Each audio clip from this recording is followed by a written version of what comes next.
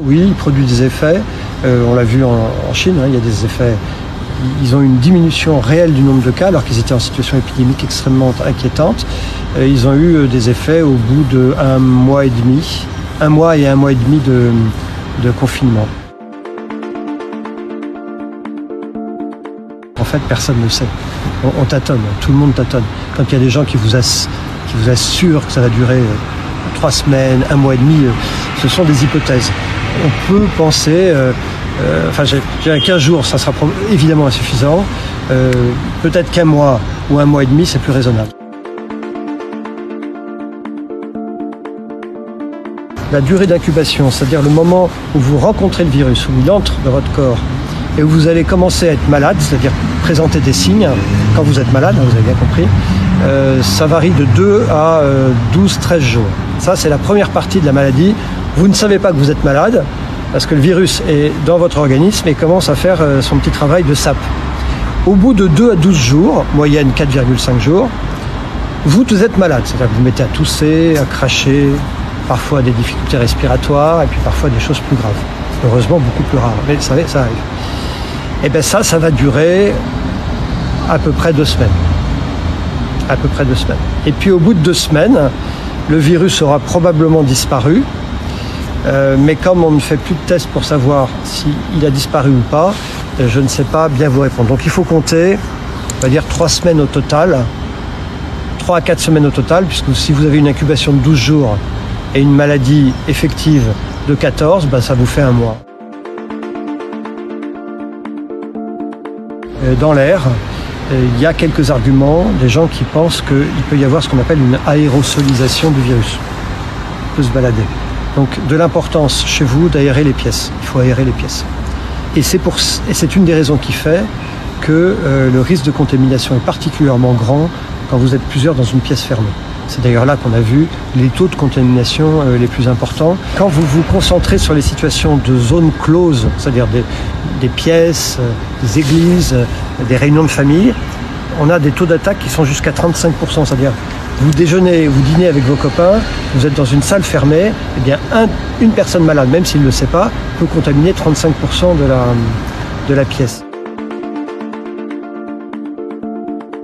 Le virus, il ne meurt pas tout de suite.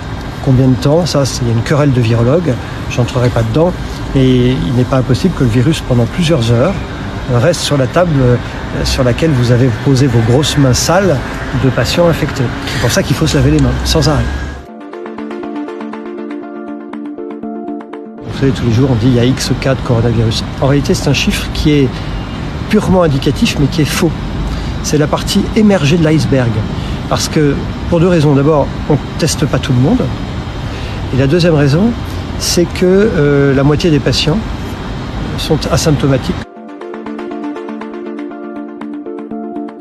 C'est entre 1 et 3%, mais ça ne veut pas dire grand-chose parce qu'un taux de mortalité, c'est un nombre de morts, on l'identifie bien là, cette fois-ci, divisé par un nombre de cas. Mais comme je vous l'ai expliqué tout à l'heure, le vrai nombre de cas, on ne connaît pas.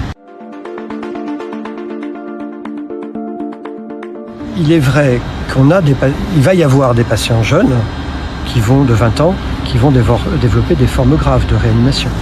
C'est une certitude. Mais ça va rester la minorité quand même.